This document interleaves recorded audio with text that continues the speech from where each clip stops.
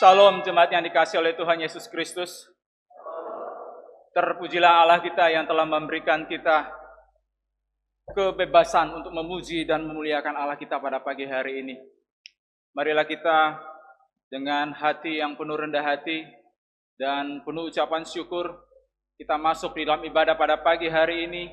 Kita mau memuji, menyembah Dia, dan mendengarkan firman-Nya.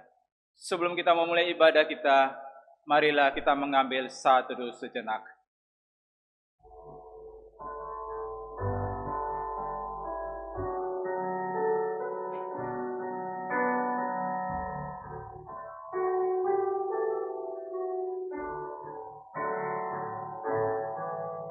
Buka hati untuk Roh-Mu Tuhan. Ku buka hati menyembah-Mu Yesus. Jamahlah kami, penuhi kami dengan kuasa Allah Maha Tinggi. Pertolongan kita adalah dalam nama Tuhan yang menjadikan langit dan bumi, yang memelihara kesetiaannya sampai selama-lamanya dan tidak meninggalkan perbuatan tangannya. Kiranya kasih karunia dan damai sejahtera dari Allah Bapa, dari Tuhan Yesus Kristus menyertai kita sekalian. Amin. Jemaat Tuhan, dengarkanlah firman Tuhan yang menjadi dasar ibadah kita pada pagi hari ini. Terambil dari Mazmur pasal 67 ayat yang keempat. Kiranya bangsa-bangsa bersyukur kepadamu, ya Allah. Kiranya bangsa-bangsa semuanya bersyukur kepadamu. Jemaat dipersilahkan duduk kembali. Jemaat Tuhan, hari ini kita memperingati Hari Pentakosta. Hari di mana Roh Kudus dicurahkan atas umat percaya. Ini adalah momen penggenapan janji Allah bahwa Ia menyertai, menghibur, dan menguatkan kita melalui kehadiran Roh-Nya. Mari kita memulai ibadah kita dengan penuh ucapan syukur, menyambut hadirat-Nya yang kudus dan karya-Nya yang hidup di tengah kita. Kita menaikkan pujian, Roh Kudus, Kau hadir di sini.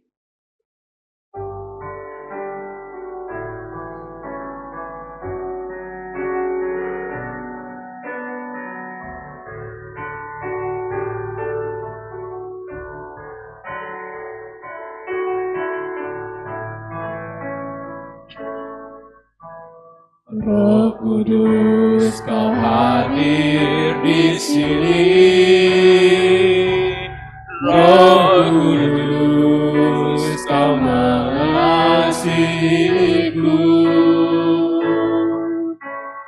Kau lembut, Kau manis, Kaulah penghiburku, penolongku, diutus Bapakku. Buka hati. Ku buka hati untuk Roh-Mu Tuhan. Ku buka hati menyembah-Mu Yesus. Jamahlah kami, penuhi kami dengan kuasa Allah Maha Tinggi. Roh Kudus, Engkau hadir di sini.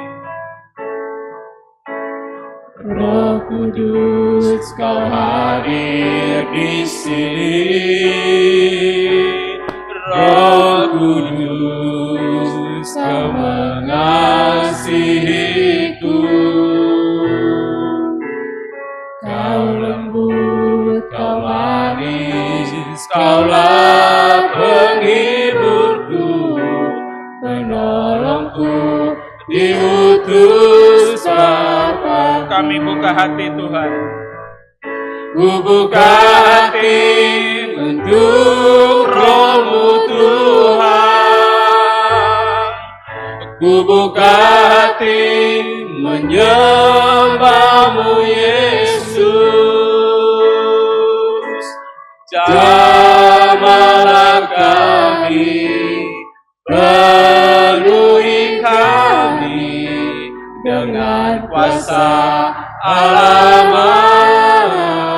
Ku buka hati. Ku buka hati untuk Roh-Mu Tuhan. Ku buka hati menyembahmu Yesus. Jamahlah kami, penuhi kami dengan kuasa Allah Maha Tinggi. Jemaat Tuhan, mari kita bangkit berdiri. Marilah kita dengan kerendahan hati kita menghadap Tuhan. Kita mengakui segala dosa yang telah kita lakukan, baik yang kita sadari maupun tanpa sadari, yang telah memisahkan kita dari Allah yang kudus, sehingga kita memperoleh hubungan dan relasi yang intim kembali dengan Allah. Mari kita berdoa. Allah kami yang maha kudus dan setia, pada hari ini kami mengenang bagaimana Engkau telah mencurahkan Roh Kudus kepada gereja-Mu. Bukan karena kami layak, tetapi semata karena anugerah-Mu di dalam Kristus. Namun kami mengaku di hadapan-Mu bahwa kami sering memadamkan suara Roh Kudus di dalam hati kami. Kami lebih menuruti keinginan daging daripada kehendak-Mu. Kami lalai hidup dalam ketaatan dan sering mengabaikan suara Roh Kudus yang membimbing kami kepada kebenaran. Kami gagal memakai karunia-karunia Roh untuk melayani dan membangun tubuh Kristus. Karena itu ampunilah pelanggaran kami dan perbaharuilah hati kami. Bangkitkan dalam diri kami semangat penginjilan, hidup dalam kasih dan kesetiaan dalam pelayanan. Kiranya hidup kami sungguh mencerminkan kuasa Roh Kudus dan kemuliaan Kristus. Di dalam nama Tuhan Yesus Kristus, kami memohon. Amin. Jemaat Tuhan, dengarkanlah berita anugerah bagi kita sekalian yang dengan tulus dan jujur mengakui segala dosanya di hadapan Tuhan. Dari Lukas pasal yang kelima ayat yang ke-20. Ketika Yesus melihat iman mereka, berkatalah ia, "Hai saudara, dosamu sudah diampuni." Jemaat dipersilakan duduk kembali. Kita sudah mengakui segala dosa kita. Namun jemaat Tuhan, Allah mengampuni dosa kita bukan karena usaha dan kebaikan kita, melainkan semata-mata karena anugerah-Nya. Kita yang lemah, kita yang berdosa dan tak layak ini diperdamaikan dengan Allah oleh karena karya Kristus semata. Pengampunannya bukan sekedar penghapus dosa, tetapi juga undangan bagi kita untuk hidup dalam penyertaan dan kasih-Nya setiap hari. Karena itu marilah kita dengan penuh ucapan syukur dan hati yang telah disentuh oleh Tuhan dan oleh kasih karunia-Nya, marilah kita mengingat bahwa seluruh hidup kita hanyalah untuk kemuliaan nama Tuhan. Kita menaikkan pujian Bapa Surgawi.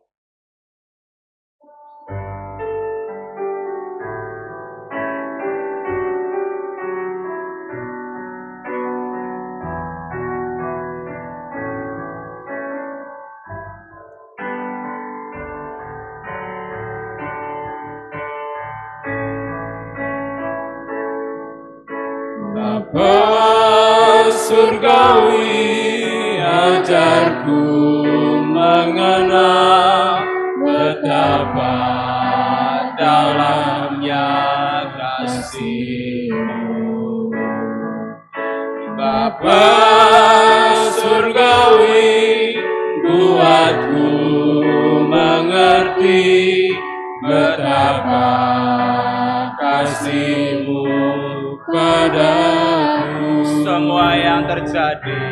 semua yang terjadi di dalam hidupku. Ajarku menyadari Kau selalu sertaku, beri hatiku selalu bersyukur padamu, karena rencanamu indah bagiku. Bapa Surgawi,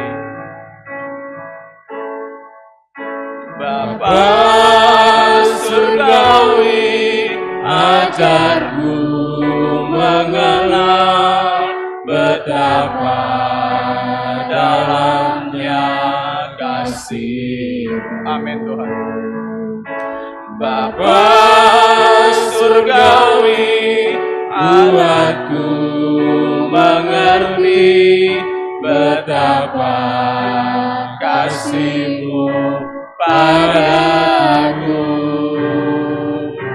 Semua yang terjadi di dalam hidupku, ajarku menyadari Kau selalu sertaku, beri hatiku selalu bersyukur padamu, karena rencanamu indah bagiku. Semua yang terjadi ya Tuhan, semua yang terjadi di dalam hidupku, ajarku menyadari Kau selalu sertaku, beri hatiku selalu bersyukur padamu, karena rencanamu indah bagiku. amin. Jemaat Tuhan, mari kita bangkit berdiri. Kita akan membaca petunjuk hidup baru yang akan menuntun kita di dalam hidup-hidup kita yang dianugerahkan kepada Tuhan. Kita membacanya bersama-sama mulai dari alamat firman-Nya. 2, 3. Kisah Para Rasul 1 ayat yang ke-8. Tetapi kamu akan menerima kuasa kalau Roh Kudus turun ke atas kamu, dan kamu akan menjadi saksiku di Yerusalem dan di seluruh Yudea dan Samaria dan sampai ke ujung bumi. Kita akan membaca ayat emas kita pada bulan ini. Kita membacanya bersama-sama mulai dari alamat firman-Nya. 2, 3. Mazmur 90 ayat yang 10. Masa hidup kami 70 tahun, dan jika kami kuat 80 tahun. Dan kebanggaannya adalah kesukaran dan penderitaan, sebab berlalunya buru-buru dan kami melayang lenyap. Jemaat dipersilakan duduk kembali.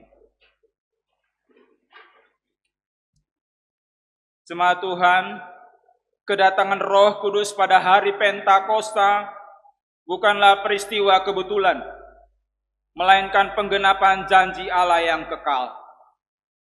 Roh Kudus yang dijanjikan Kristus adalah pribadi ilahi yang kudus, yang diutus untuk menghibur, mengajar, dan memperlengkapi umat pilihannya untuk hidup dalam kasih, dalam iman, dan pelayanan.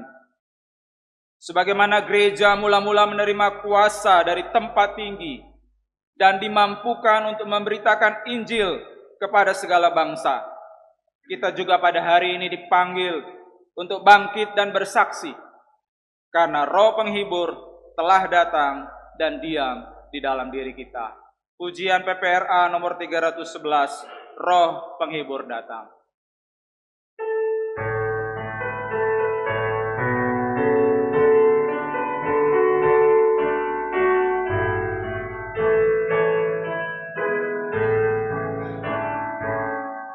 Siarkan kabar keliling dunia pada manusia yang dididik berita Injil Tuhan, mazmurkan segera, Roh penghibur datang.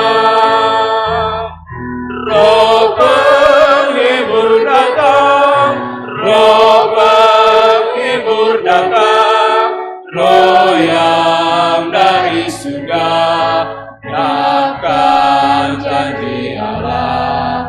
Tolong aku siarkan berita Injil Tuhan, Roh Kuduslah datang. Ayat yang kedua.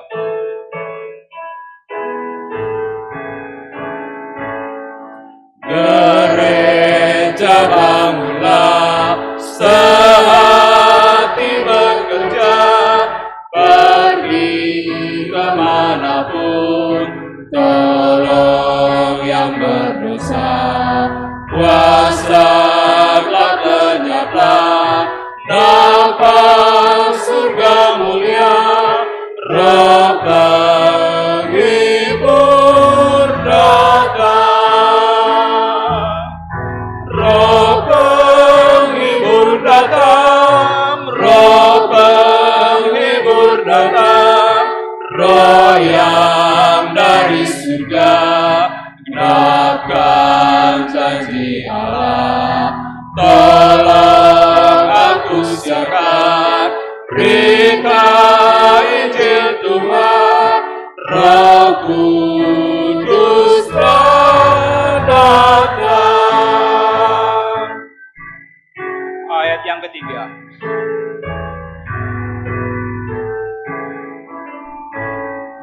Kuasa dosa lenyap, aku telah bebas, iblis telah kalah, maupun tak berdaya. Ku tolak dunia, rindukan anugerah, Roh penghibur datang. Roh penghibur datang, Roh penghibur datang, Roh yang dari surga, genapkan janji Allah. Tolong aku siarkan berita Injil Tuhan, Roh Kuduslah datang. Jemaat Tuhan, mari kita bangkit berdiri. Kita akan mengakui pengakuan iman kita dalam pengakuan iman rasuli yang telah dikumandangkan oleh seluruh orang percaya di segala tempat dan zaman. Pengakuan iman rasuli. Aku percaya kepada Allah, Bapa yang Maha Kuasa, Khalik langit dan bumi, dan kepada Yesus Kristus, Anaknya yang tunggal Tuhan kita, yang dikandung dari Roh Kudus, lahir dari anak darah Maria, yang menderita sengsara di bawah pemerintahan Pontius Pilatus, disalibkan, mati dan dikuburkan, turun ke dalam kerajaan maut. Pada hari yang ketiga, bangkit pula dari antara orang mati, naik ke surga, duduk sebelah kanan Allah, Bapa yang Maha Kuasa, dan dari sana Ia akan datang untuk menghakimi orang yang hidup dan yang mati. Aku percaya kepada Roh Kudus, gereja yang kudus dan am, persekutuan orang kudus, pengampunan dosa, kebangkitan tubuh, dan hidup yang kekal. Amin. Jemaat dipersilakan duduk kembali. Kita akan menaikkan doa syafaat kita yang akan dipimpin oleh Pendeta Suhartoyo.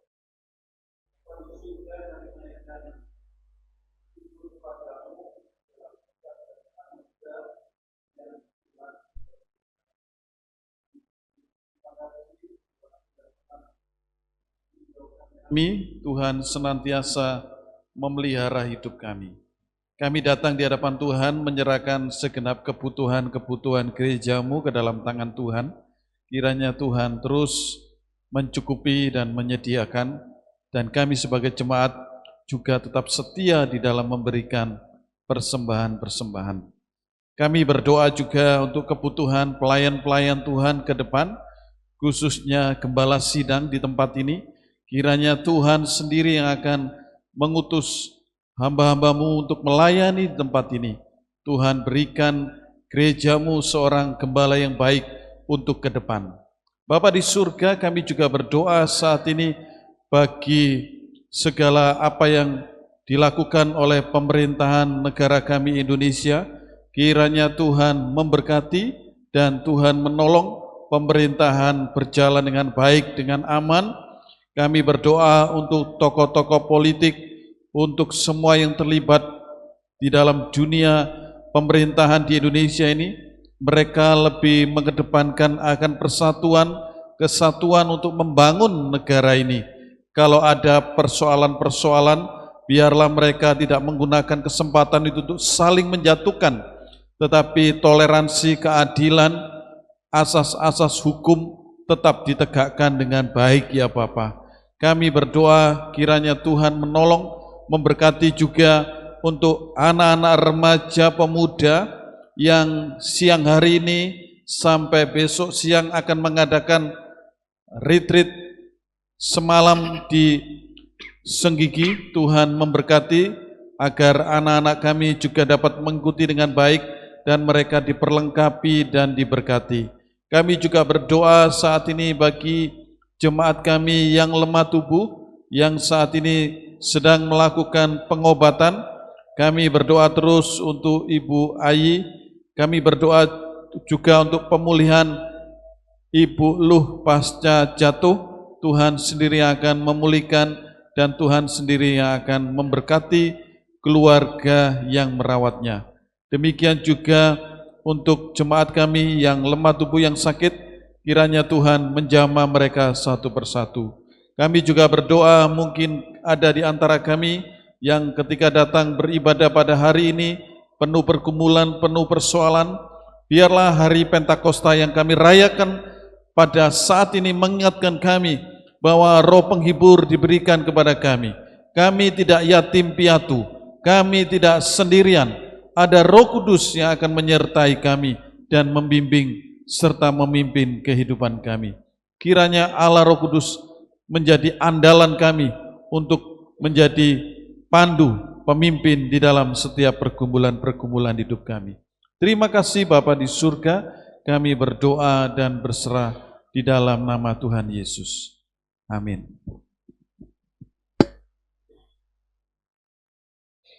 Alkitab mengajar kita bahwa hati manusia tidak dapat mengasihi Allah tanpa karya Roh Kudus.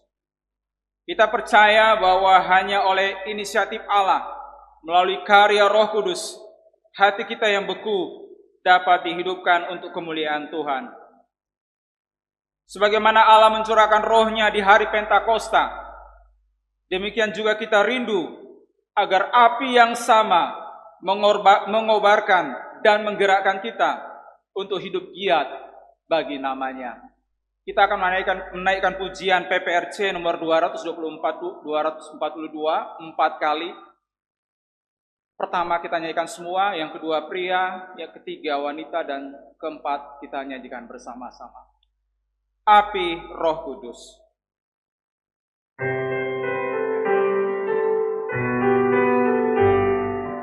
Api Roh Kudus bakar hatiku dengan kasih yang murni dari Kalvari.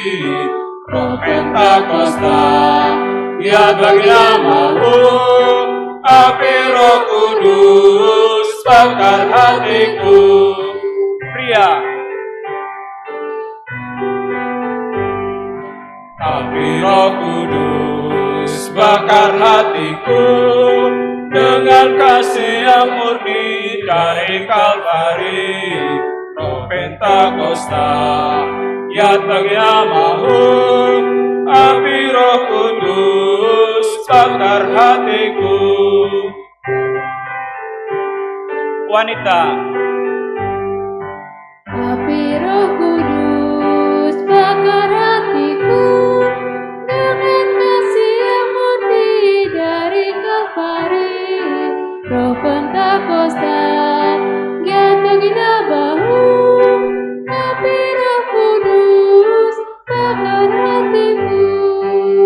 bersama-sama. Api Roh Kudus bakar hatiku dengan kasih yang murni dari Kalvari. Roh Pentakosta, datang namamu. Api Roh Kudus bakar hatiku. Firman Tuhan akan disampaikan oleh Evangelis Hana.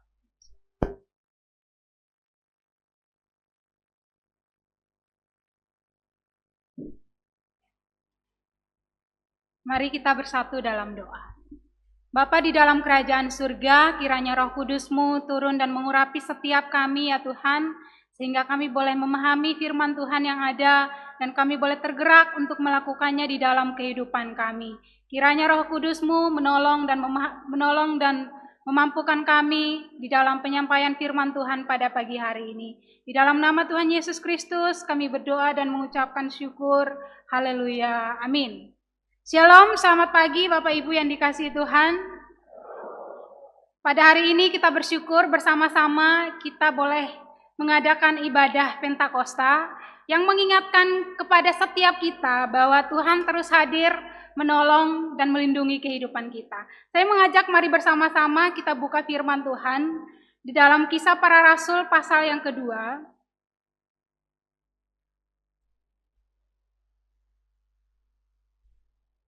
Kisah Para Rasul pasal yang kedua, kita akan baca ayat yang pertama hingga ayat yang ke-13.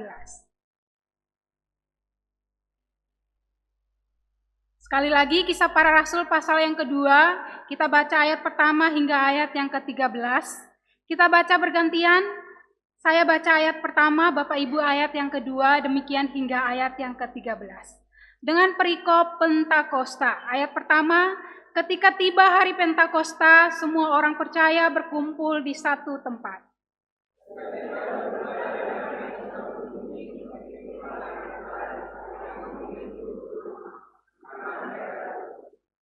Dan tampaklah kepada mereka lidah-lidah seperti nyala api yang bertebaran dan hingga pada mereka masing-masing.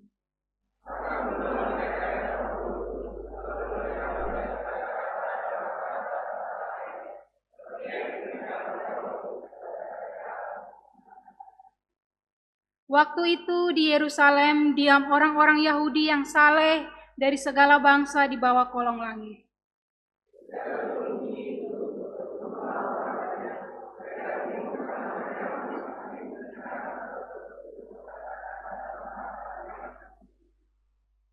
Mereka semua tercengang-cengang dan heran lalu berkata, bukankah mereka semua yang berkata-kata itu orang Galilea?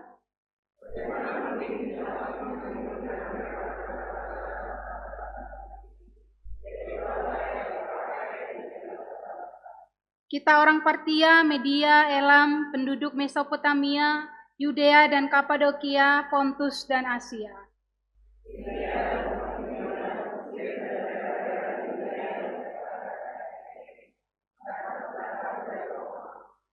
Baik orang Yahudi maupun penganut agama Yahudi, orang Kreta dan orang Arab, kita mendengar mereka berkata-kata dalam bahasa kita sendiri tentang perbuatan-perbuatan besar yang dilakukan Allah.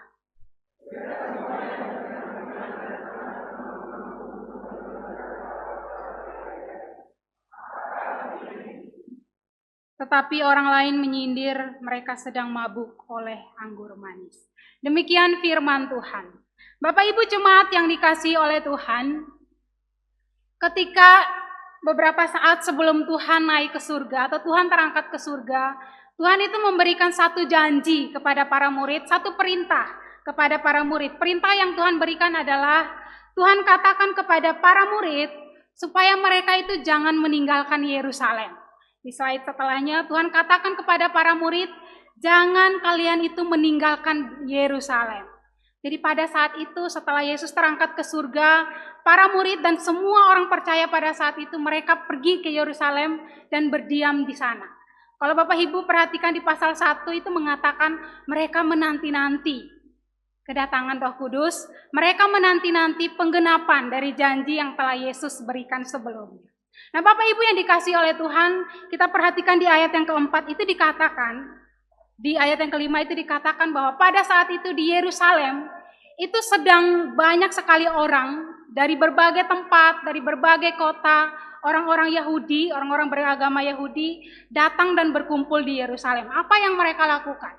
Ternyata pada saat itu Bapak Ibu, sebelum orang-orang Kristen mengenal istilah Pentakosta, orang-orang beragama Yahudi pada saat itu sudah merayakan ini terlebih dahulu, tapi mereka merayakan dengan nama tradisi yang berbeda ya. Di slide setelahnya, mereka mengadakan kegiatan ini, tradisi ini dengan nama Sapo. Jadi pada masa itu Bapak Ibu, orang-orang Israel, orang-orang yang beragama Yahudi, itu juga mengadakan Pentakosta. Pentakosta itu berarti hari ke-50 ya. Mereka juga mengadakan Pentakosta tapi dengan istilah Sapaut ya. Mereka pada saat itu mengadakan kegiatan ini dengan tujuan untuk mengingat bagaimana mereka dulu dilepaskan dari penjajahan bangsa Mesir. Dan setelah mereka keluar dari Mesir, mereka melakukan perjalanan selama 50 hari. Kemudian mereka menerima loh yang daripada Tuhan, mereka menerima Taurat yang daripada Tuhan, dan setelah itu mereka merayakan ini juga sebagai salah satu hari peringatan. Dan selain itu juga hari ini adalah hari di mana mereka itu bersyukur atas hasil panen yang telah mereka terima selama ini. Yang dikatakan itu sebagai hasil panen sulungnya. Jadi apa yang mereka panen dari hasil kebun mereka atau dari hasil pekerjaan mereka itu akan mereka gunakan untuk melayani Tuhan. Ternyata praktek ini Bapak Ibu itu bukan hanya ada di praktek-praktek di zaman dulu. Hari ini pun kita temukan dalam kehidupan gereja ya. Seperti perpuluhan ataupun seperti persembahan sulung. Kalau di gereja saya dahulu Bapak Ibu, saya melihat ada satu praktek di mana setiap jemaat itu di bulan tertentu itu membawa hasil panen mereka. Jadi ketika musim panen, itu hasil pertama panen mereka itu dibawa ke gereja. Ada yang bawa jagung, ada yang bawa umbi-umbian, ada yang bawa sayur dan lain sebagainya. Dibawa ke gereja, kemudian makanan itu yang bisa disimpan akan disimpan untuk kegiatan gereja, yang tidak bisa disimpan akan dijual dan uangnya digunakan untuk pelayanan di gereja. Ini salah satu contohnya ya Bapak Ibu, perayaan-perayaan seperti ini. Dan pada saat itu Bapak Ibu, perayaan ini membawa semua orang-orang Yahudi di berbagai tempat, bukan hanya di Yerusalem dan sekitarnya, tetapi ayat ini katakan semua orang-orang Yahudi di bawah kolong langit itu dibawa, mereka datang ke Yerusalem dan berdiam di sana untuk melakukan perayaan ini. Sehingga pada saat itu bukan hanya orang-orang percaya, bukan hanya orang-orang Kristen yang berdiam di Yerusalem, tetapi orang-orang Yahudi dari berbagai tempat datang dan berdiam pada saat itu. Momen ini momen yang sangat luar biasa, dan Tuhan itu menggunakan momen ini untuk menyatakan kuasanya yang luar biasa. Kita lihat, boleh di slide setelahnya dikatakan ada dua peristiwa besar yang terjadi pada saat itu. Yang pertama adalah turun dari langit suatu bunyi seperti tiupan angin keras. Bapak Ibu, ini bukan angin biasa seperti yang sering kita lihat, angin kencang atau angin besar. Tetapi ternyata kata angin di sini Bapak Ibu itu menggunakan istilah pneuma. Yang kalau kita lihat kata Roh Kudus itu di dalam bahasa aslinya itu menggunakan kata yang sama, kata pneuma. Jadi angin yang pada saat itu turun di tengah para murid pada saat itu bukan angin biasa. Tapi itu adalah lambang dari kehadiran Roh Kudus itu sendiri. Roh Kudus hadir di dalam kehidupan para murid pada saat itu. Kemudian yang juga terjadi adalah muncul atau turun lidah-lidah api yang hinggap kepada setiap orang-orang percaya pada saat itu. Dan peristiwa ini membuat orang-orang yang ada di sekitar rumah dari orang-orang percaya ini itu kemudian berkumpul karena heran apa yang terjadi pada saat itu. Nah, ketika mereka berkumpul, ketika orang-orang Yahudi, orang-orang yang tidak mengenal Tuhan, itu berkumpul bersama-sama, disitulah Tuhan itu melakukan sebuah perkara yang sangat-sangat besar. Yang Tuhan lakukan adalah Tuhan menolong para murid pada saat itu melalui Roh Kudus-Nya untuk memberitakan tentang perbuatan-perbuatan besar yang telah dilakukan oleh Allah kepada setiap orang-orang percaya yang hadir pada saat itu. Boleh di slide setelahnya, dampak dari para murid yang dipenuhi oleh Roh Kudus pada saat itu adalah yang pertama, mereka dimampukan untuk bisa berbicara dalam bahasa lain.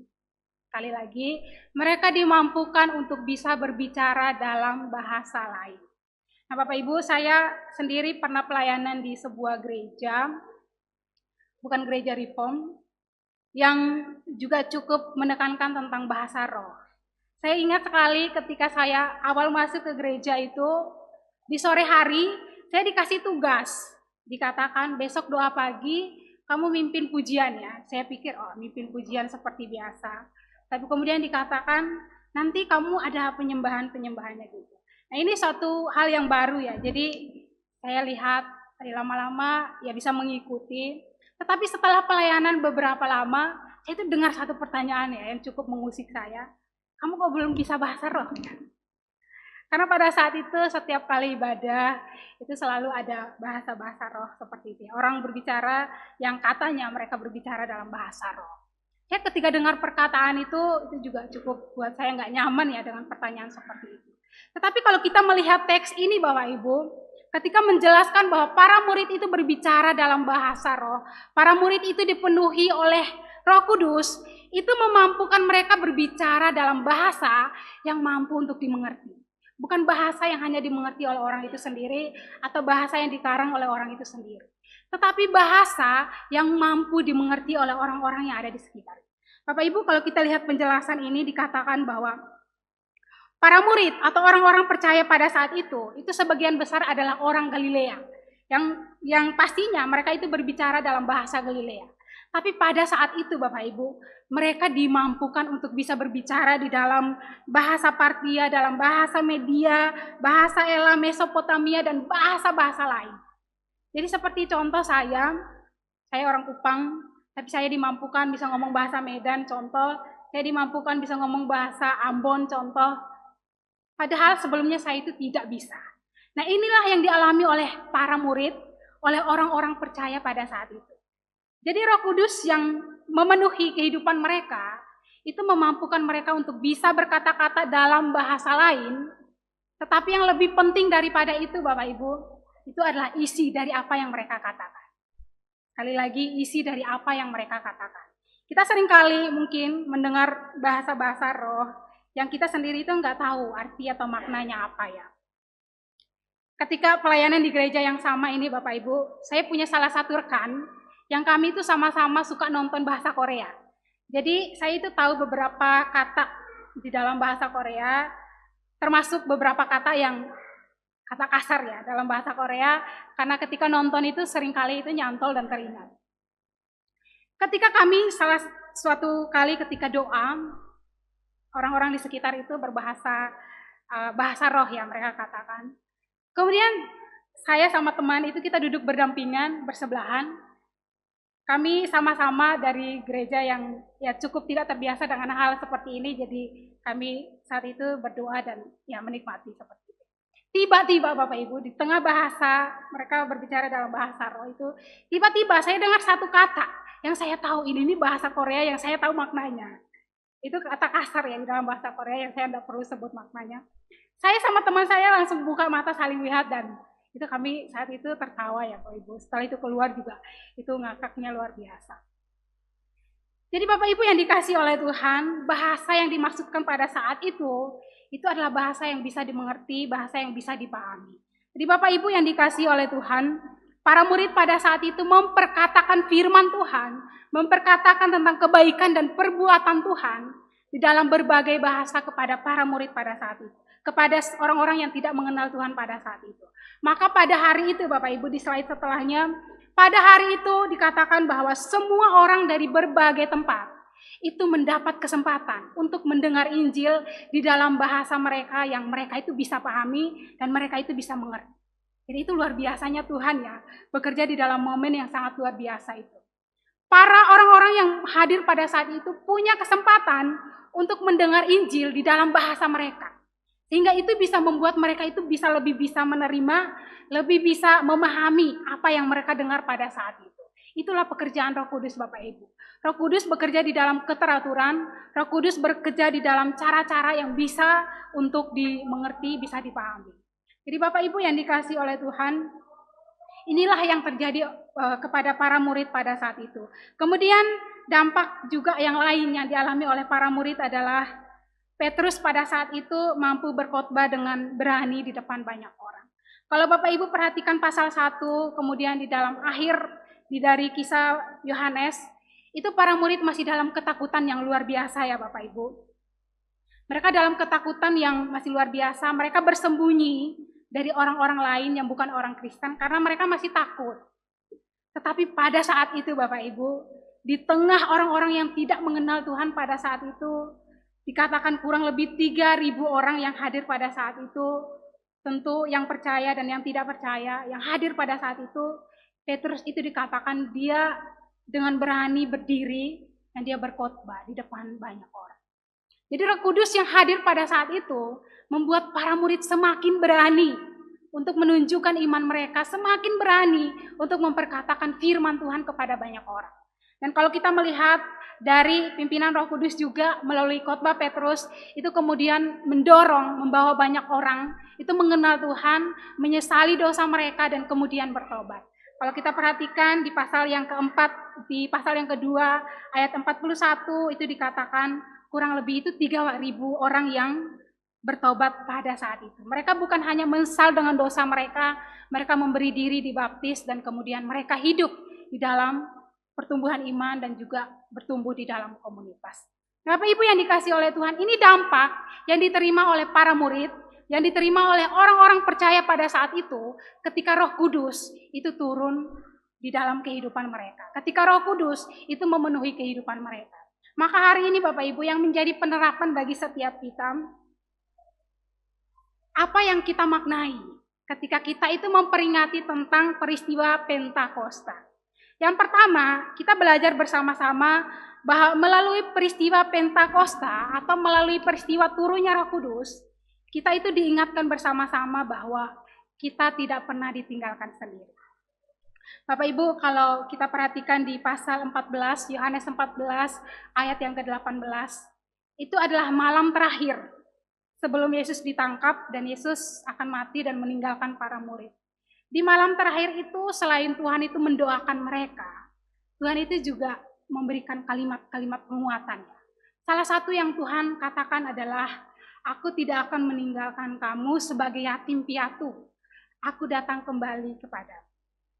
Bahkan di dalam kitab Yohanes ketika malam terakhir itu, Tuhan memberikan kalimat-kalimat yang menghibur, kalimat-kalimat yang menguatkan, kalimat-kalimat yang penuh dengan keyakinan bahwa para murid itu tidak akan ditinggalkan sendiri.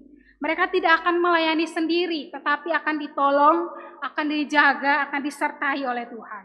Bapak Ibu yang dikasihi oleh Tuhan, ini janji firman Tuhan juga bagi kita saat ini.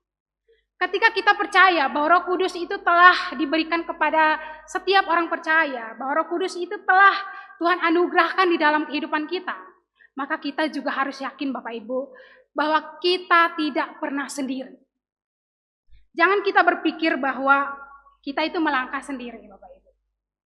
Kadang di masa-masa tertentu kita itu merasa sendiri, gak ada orang yang bisa mengerti situasi kita, gak ada orang yang bisa memahami kita. Tapi dalam masa-masa seperti ini, mari kita ingat bahwa penyertaan Tuhan itu tidak pernah sedetik pun absen, tidak pernah sedetik pun hilang. Bahkan dalam keheningan yang paling dalam sekalipun. Bapak Ibu yang dikasihi oleh Tuhan, di masa-masa tertentu, mungkin Bapak Ibu itu pernah merasa sendiri. Dalam artian, gak ada yang mendukung kita. Mungkin kita merasa kita sendiri, di luar kota, kita merantau kita sendiri, atau kita dalam keluarga, tetapi kita itu seolah-olah sendiri, nggak ada yang mendukung kita. Atau kita itu di dalam keramaian, tapi kita itu merasa seolah-olah tidak ada yang mengerti, tidak ada yang memahami, atau lain sebagainya. Bapak Ibu, saya itu pernah merasakan situasi ini ya. Rasa hening, rasa sendiri itu pernah mengalami. Saya tahun 2020 atau 2021 saya lupa ya. Itu saya pernah nekat pulang kampung 2020 ya, ketika zaman COVID. Ketika masa libur kampus, libur sekolah, diizinkan oleh kampus untuk boleh pulang, tapi kalau pulang kena COVID atau sakit, nggak bisa pulang berarti kamu bisa dalam artian kamu akan berhenti selama 1 semester itu. Saya nekat saat itu pulang ya, karena sudah lama nggak pulang. Saya kemudian pulang ketika waktunya harus balik lagi ke kampus, harus rapid test, harus swab di bandara, dan ketika hasilnya keluar ternyata saya positif ya. Saat itu bukan hanya positif, kemudian tubuh sehat gitu ya. Saya sakit bahkan sangat lemah saat itu. Nah ketika pulang rumah, ini bukan di rumah orang tua, ini di rumah saudara. Ketika pulang ke rumah saudara itu, mereka tuh nangis ya Bapak Ibu. Mereka itu nangis, saya itu pikir nangis karena saya itu kena COVID ya. Tapi mereka tuh nangis karena takut. Takut mereka juga kena ya. Setelah itu pindah ya, mereka tuh pindah, ada yang pergi tinggal di rumah saudara. Kemudian saya itu di isolasi ya, istilahnya isolasi. Yaitu memang langkah yang paling tepat pada saat itu. Saya bukan menyalahkan keadaan atau lain sebagainya. Tapi waktu masa isolasi itu Bapak Ibu, saya itu merasa benar-benar sepi, saya itu nggak ada orang-orang yang ada di sekitar ya. Mungkin Bapak Ibu yang pernah isolasi karena COVID, itu mengalami situasi yang sama. Itu benar-benar sendiri, nggak ada yang ajak ngomong, nggak ada yang mengajak cerita. Jadi saat itu benar-benar merasa sendiri gitu ya. Tapi dalam keadaan yang seperti ini sekalipun Bapak Ibu, saya itu mengingat bahwa Tuhan itu tidak meninggalkan. Dalam situasi seperti ini pun, kita itu belajar bersama-sama bahwa Tuhan itu tidak pernah meninggalkan kehidupan kita. Bapak Ibu, di dalam satu ayat firman Tuhan, Mazmur 12 ayat yang ke-1 itu mengatakan bahwa sesungguhnya tidak terlelap dan tidak tertidur penjaga Israel. Tuhan kita yang menjadi penjaga kita itu tidak pernah sekalipun tidur, tidak pernah sekalipun terlelap, atau matanya tidak pernah sedetik pun itu berpaling dari kehidupan kita. Bapak Ibu yang dikasihi oleh Tuhan, penyertaan Tuhan itu begitu sempurna, selalu hadir setiap saat. Kalau Bapak Ibu lihat mulai dari zaman perjanjian lama Bapak Ibu, ketika Tuhan menciptakan manusia, detik itu juga Tuhan itu tidak pernah sekalipun meninggalkan manusia. Walaupun setelah itu manusia jatuh dalam dosa, mereka terpisah dengan Allah, tapi Tuhan tetap menyertai dengan cara yang lain. Tuhan menuntun melalui para nabi yang difirmankan untuk menolong orang-orang percaya pada saat itu, untuk menolong orang-orang Israel. Dan setelah ketika orang-orang Israel dalam perjalanan menuju Kanaan pun, Tuhan hadir di tengah-tengah mereka Bapak Ibu. Tuhan menyertai mereka, Tuhan berdiam di tengah-tengah mereka, walaupun bukan secara fisik, tetapi Tuhan itu menyertai mereka dengan luar biasa. Dan setelah itu di zaman Tuhan Yesus, ketika Tuhan datang sebagai Tuhan dan Juru Selamat pun, Tuhan itu hadir di tengah-tengah umat pada saat itu ya. Dan ketika saatnya harus pulang pun, Tuhan itu bukan pergi kemudian kita itu sendiri, tidak dengan siapa-siapa. Tuhan pergi tetapi dia tetap hadir melalui Roh Kudus dan itu menyertai kehidupan kita. Dan bahkan sampai selama-lamanya Tuhan berjanji bahwa Roh Kudus itu akan menyertai kehidupan kita. Jadi Bapak Ibu yang dikasihi oleh Tuhan, penyertaan Tuhan sejak awal ketika penciptaan itu sama, bahkan sampai kekekalan. Jadi tidak pernah sedetik pun itu Tuhan tidak pernah meninggalkan kehidupan kita. Jadi mari kita belajar bersama-sama Bapak Ibu ketika kita merasa sendiri, ketika dalam pergumulan, ketika dalam kesedihan, kita mengingat bahwa Tuhan menyertai kita, Tuhan menuntun kehidupan kita. Kemudian yang kedua, apa yang harus kita ingat ketika masa-masa Pentakosta seperti ini? Yang kedua, peristiwa turunnya Roh Kudus atau peristiwa Pentakosta ini seharusnya mengingatkan kepada kita untuk menjadi saksi Kristus. Untuk menjadi saksi Kristus. Kalau Bapak Ibu kita perhatikan pasal 1 ayat yang ke-8, itu dikatakan, kita baca bersama-sama mulai dari alamatnya terlebih dahulu ya, 3-4. Kisah Para Rasul 1 ayat 8. Tetapi kamu akan menerima kuasa kalau Roh Kudus turun ke atas kamu, dan kamu akan menjadi saksi di Yerusalem dan di seluruh Yudea dan Samaria dan sampai ke ujung. Kalau Roh Kudus turun ke atas kamu, dan kamu akan menjadi saksiku di Yerusalem dan juga di seluruh Yudea. Apa yang dimaksudkan dengan kata saksi Bapak Ibu? Kata saksi ya kita tahu maknanya ya, saksi. Itu berarti kita sendiri itu pernah melihat, mendengar, mengalami sendiri tentang sesuatu, kemudian kita pergi dan kita cerita itu kepada orang lain. Itu saksi yang benar ya, walaupun ada saksi-saksi palsu, kita nggak dengar, kita nggak lihat sendiri, tapi seringkali kita pergi dan kita mengarang cerita, itu saksi palsu. Tapi saksi yang benar, itu saksi yang dia lihat langsung, dia dengar, walaupun udah lihat mungkin dia dengar, dan setelah itu dia pergi dan dia cerita itu kepada orang lain. Nah ini menjadi panggilan bagi kita sebagai orang percaya. Kita tahu tentang firman Tuhan, kita dengar tentang firman Tuhan, kita tahu bahwa jalan keselamatan itu hanya ada di dalam Yesus Kristus, maka apa yang kita tahu, ini yang kita bawa untuk pergi dan ceritakan itu kepada orang lain. Itu yang dimaksudkan dengan saksi, Bapak Ibu. Jadi Roh Kudus ketika hadir dalam kehidupan kita, Bapak Ibu, itu bukan hanya menuntun ketika kita sedih, bukan hanya menuntun ketika kita galau, ketika kita sakit hati, tetapi dia juga menuntun ketika kita itu mengalami kesulitan di dalam melayani, terkhususnya di dalam memberitakan tentang Injil atau di dalam memberitakan tentang firman Tuhan. Saya ketika baca beberapa pasal setelah ini, Bapak Ibu, saya menemukan para murid itu dituntun oleh Roh Kudus dengan cara yang luar biasa. Beberapa di antaranya, yang pertama, mereka itu dibuat paham tentang kebenaran. Jadi para murid mungkin selama ini mereka baca Alkitab, mereka baca Taurat, itu mungkin beberapa bagian itu mereka tidak memahami. Tapi setelah itu Roh Kudus itu memampukan mereka memahami itu dengan baik, dan mereka pergi ceritakan itu kepada orang lain. Bapak Ibu, itu yang Roh Kudus kerjakan dalam kehidupan kita. Kadang kita pikir saya nggak bisa menginjili, saya nggak bisa cerita Injil karena saya nggak paham dan lain sebagainya. Tapi salah satu pekerjaan Roh Kudus juga adalah buat kita paham tentang firman Tuhan itu sendiri, dan kita pergi katakan kepada orang lain. Kemudian yang kedua yang menurut saya sangat menarik, di dalam Kisah Para Rasul 16, ayat yang ke-6 sampai 10, itu dikatakan para murid itu ingin melayani di satu kota. Dikatakan mereka ingin melayani di satu kota, tapi Roh Kudus itu berbisik dalam hati mereka, kamu jangan dulu melayani di kota itu, kamu melayani dulu di sini. Jadi Roh Kudus itu menuntun dengan sedetail itulah Bapak Ibu, di kota ini kamu jangan dulu, kamu melayani di sini dulu. Atau di orang ini jangan dulu, kamu melayani ini dulu. Roh Kudus itu memimpin sampai sedetail itu Bapak Ibu. Itu suatu hal yang sangat-sangat luar biasa. Kalau Bapak Ibu perhatikan di dalam Kisah Para Rasul 16, ayat yang ke-6 sampai 10.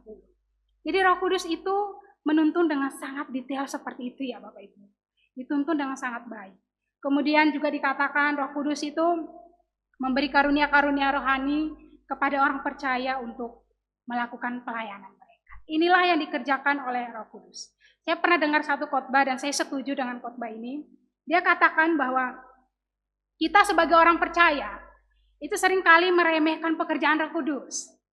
Kita seringkali pikir bahwa Roh Kudus itu akan bekerja kalau kita itu sedih, kita itu galau, mungkin habis putus cinta, Roh Kudus itu kerja menguatkan kita, atau Roh Kudus itu menghibur kita kalau kita itu lagi nggak ada uang, atau ketika dalam keadaan sedih-sedih lain sebagainya.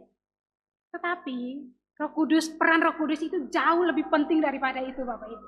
Bukan sekedar hanya hadir dan menghibur, tetapi jauh lebih penting daripada itu adalah kita dituntun dan dimampukan untuk menghadapi kesulitan-kesulitan di dalam memberitakan firman Tuhan.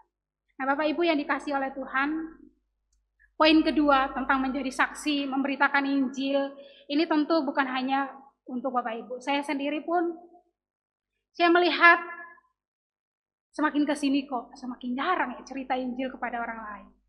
Semakin jarang ya cerita Injil secara pribadi ya, itu kepada orang lain. Saya itu pernah menyesal sekali Bapak Ibu. Saya punya satu teman yang sangat baik. Kami SD itu sama-sama, bahkan orang-orang di kampung itu ya, itu lihat, oh si A ini kalau kemana-mana pasti sama si B. Jadi kami itu semacam perangko ya, kemana-mana itu sama-sama. Saya ketika tahu tentang Injil, bertumbuh dewasa, saya tahu tentang Injil, saya punya satu kerinduan untuk menceritakan Injil kepada dia. Tapi saat itu saya juga nggak punya kesempatan untuk balik ke kampung halaman ya. Jadi pada saat itu saya pikir, oh saya akan hubungi dia via online, tapi juga nggak bisa ternyata pada saat itu. Beberapa waktu kemudian, saya ingat mungkin saya semester akhir, semester 7 atau semester 8, itu saya dengar ya dia masuk rumah sakit dengan alasan yang, wah saya sekarang kalau ingat alasannya itu masih kesal ya. Jadi dia itu mengalami KDRT dari suaminya, kemudian dia masuk rumah sakit beberapa waktu dan kemudian itu berpulang. Saya itu nggak sempat menceritakan Injil kepada dia ya. Saya tidak menggunakan kesempatan dengan baik pada saat itu. Setelah masa itu saya belajar dengan lebih baik. Ketika ada kesempatan untuk cerita Injil, mari kita ceritakan. Walaupun saya sendiri sampai saat ini seringkali ada peluang pun masih takut, aduh nanti kalau ditanya gini nggak bisa jawab gimana ya. Jadi sebenarnya penjelasan firman Tuhan ini bukan hanya untuk Bapak Ibu, tapi untuk saya sendiri juga. Seringkali ketakutan-ketakutan di dalam melayani, ketakutan-ketakutan dalam cerita tentang Injil, itu seringkali juga kita alami dalam kehidupan kita. Tetapi hari ini kita belajar bersama-sama bahwa Roh Kudus yang telah dianugerahkan oleh Tuhan Yesus Kristus, itu hadir untuk menuntun kehidupan kita. Karena kita belajar bersama-sama bahwa tanpa tuntunan kuasa Roh Kudus, kita itu tidak akan mampu menjalankan amanat agung Yesus Kristus dan menyebarkan Injil ke seluruh penjuru dunia. Gak usah sampai seluruh penjuru dunia ya. Untuk orang-orang yang ada di sekitar kita. Kita tidak akan mampu kalau kita itu tidak mengandalkan kekuatan Roh Kudus. Para murid itu hidup bergaul dengan erat dengan Tuhan, bergaul erat dengan Roh Kudus, dan mereka itu dituntun dengan baik. Bahkan Roh Kudus itu bersuara dalam hati mereka. Kenapa? Mereka itu bisa peka dengan itu. Karena mereka itu hidup bergaul dengan firman Tuhan, bergaul dengan Roh Kudus. Jadi kita juga belajar bersama-sama ketika kita ingin menceritakan atau melayani sesama kita, mari kita terlebih dahulu itu punya hubungan yang baik dengan Tuhan. Kita itu terlebih dahulu mengandalkan Roh Kudus, karena itulah yang akan memampukan kita untuk mengatasi berbagai kesulitan di dalam dunia pelayanan. Mari juga kita lihat bersama-sama. Mari kita terus membuka hati dan hidup kita untuk dipimpin oleh Roh Kudus. Sehingga kita itu bisa menjadi alat yang dipakai Tuhan secara luar biasa. Baik itu menceritakan Injil kepada orang yang ada di sekitar, atau Injil yang lebih luas. Kiranya mari kita membuka hati kita supaya dipimpin oleh Roh Kudus. Sehingga kita boleh membawa kasih dan kebenaran firman Tuhan itu kepada setiap orang yang ada di sekitar kita. Mulai dari keluarga kita terlebih dahulu. Jangan sampai kita sudah menceritakan Injil kemana-mana kepada banyak orang, tetapi keluarga kita itu belum mendengarkan. Anak-anak kita belum mendengarkan. Orang tua kita belum mendengarkan. Ini panggilan untuk kita semua.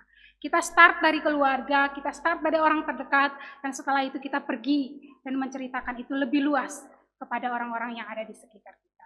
Kiranya firman Tuhan ini menolong kita untuk menghidupi firman Tuhan, untuk semakin berani menceritakan tentang kabar keselamatan, semakin berani untuk menghadapi pergumulan dalam hidup, karena Roh Kudus hadir dan menyertai kehidupan kita. Mari kita berdoa. Bapa di dalam kerajaan surga, kami bersyukur ya Tuhan, hari ini kami boleh bersama-sama beribadah memperingati hari Pentakosta. Kiranya ya Tuhan, hari ini juga mengingatkan kepada kami bahwa kami tidak pernah sendiri. Tidak pernah sedetik pun Tuhan membiarkan kami melangkah di dalam kehidupan kami. Bahkan di titik terendah kami percaya bahwa Tuhan menyertai kami. Dan kami juga hari ini diingatkan bersama-sama bahwa kami punya satu panggilan, kami punya satu tugas yang besar, yaitu menceritakan Injil Tuhan kepada orang-orang yang ada di sekitar kami. Kiranya Tuhan ajar kami menjadi saksi yang benar, saksi yang mau menceritakan kebenaran firman Tuhan kepada sesama kami. Terima kasih ya Bapa, di dalam nama Tuhan Yesus Kristus, kami berdoa dan mengucapkan syukur. Haleluya. Amin. Terpujilah Tuhan yang telah kita dengarkan firman-Nya. Pada saat ini kita akan menerima berkat Tuhan melalui persembahan pujian oleh Komsel Filipi. Kepada Komsel Filipi dipersilahkan.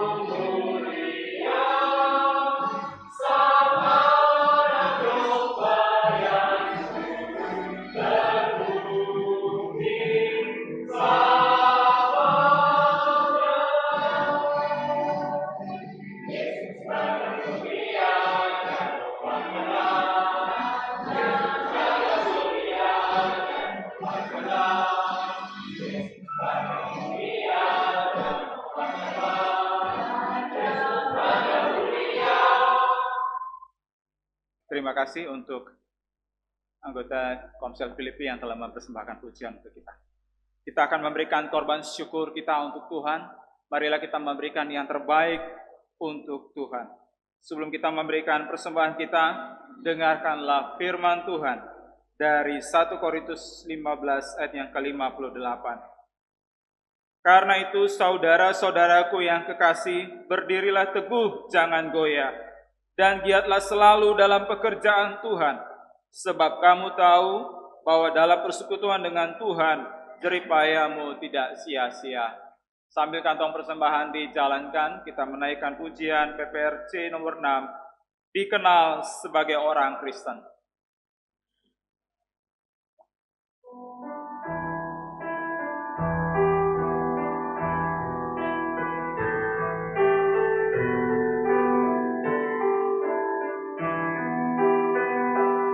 Kita satu dalam Roh, satu dalam Tuhan. Kita satu dalam Roh, satu dalam Tuhan. Dan bersyukur semua akan dijadikan baru. Saling kasih mengasihi sesama kita. Orang lain kenal kita anaknya.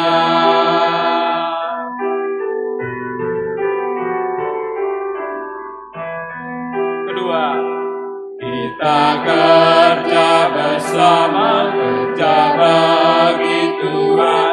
Kita kerja bersama, kerja bagi Tuhan. Menolong jiwa orang yang masih dalam gelap. Saling kasih mengasihi sesama kita. Orang lain kenal kita anaknya. ketiga, Pujilah Allah Bapa karena anugerahnya, dan bagi Yesus Kristus Anak Tunggal Bapa. Pujilah Roh Kudus yang mempersatu kita, bukan dari kenal kita. kita ulang ayat yang ketiga. Sambil berdiri, jemaat mari kita bangkit berdiri.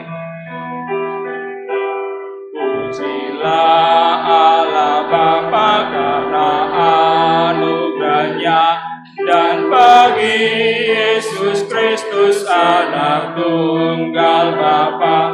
Pujilah Roh Kudus yang mempersatukan kita, benar kita anaknya. Kita akan berdoa untuk persembahan kita, mohon kesediaan Pak Danu pimpin kita di dalam doa. Ya Allah Bapa yang berada dalam kerajaan surga, inilah persembahan kami. Kiranya Tuhan berkenan kepada persembahan ini. Biarlah boleh dipakai untuk seturut dengan kehendak-Mu ya Bapa. Di dalam nama Tuhan Yesus kami berdoa dan bersyukur. Amin. Baiklah, kita memberikan segala hormat kemuliaan bagi Allah Tritunggal, Allah yang memelihara dan menjaga kita senantiasa dan menghibur kita dikala kita susah dan senang. Kita akan menyanyikan pujian doksologi. Setelah berkat oleh hamba Tuhan, kita menaikkan pujian. Amin.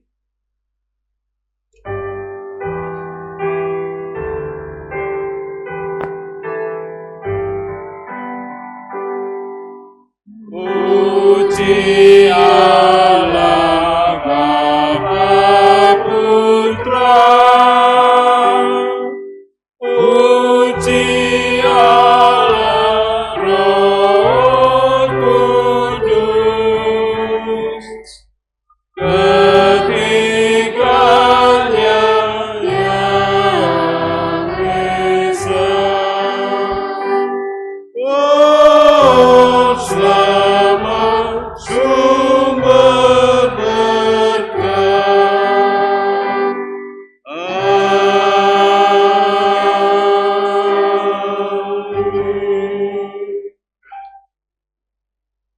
Damai sejahtera ku tinggalkan bagimu.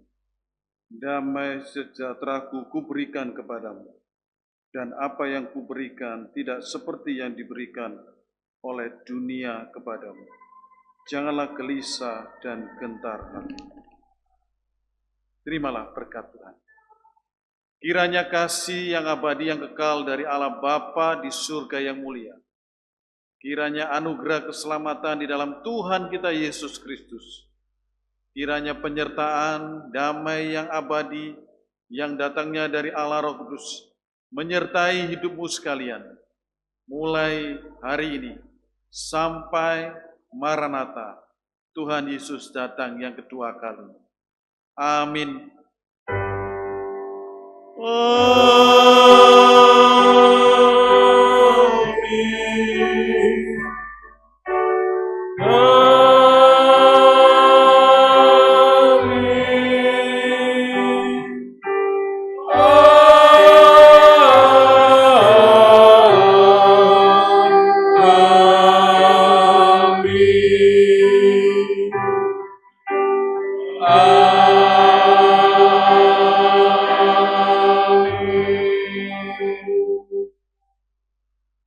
Jemaat dipersilakan duduk dan mengambil saat teduh.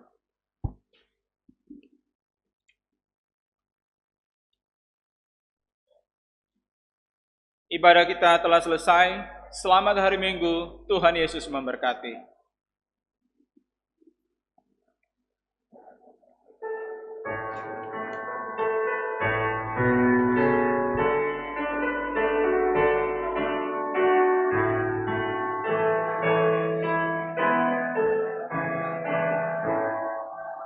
Biarkan kabar keliling dunia pada manusia yang bikin dosa.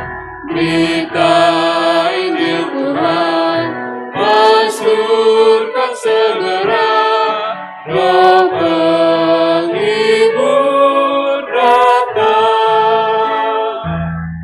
Roh penghibur datang, Roh penghibur datang, Roh yang dari surga, genapkan janji Allah. Tolong hapuskan berita Injil Tuhan, Roh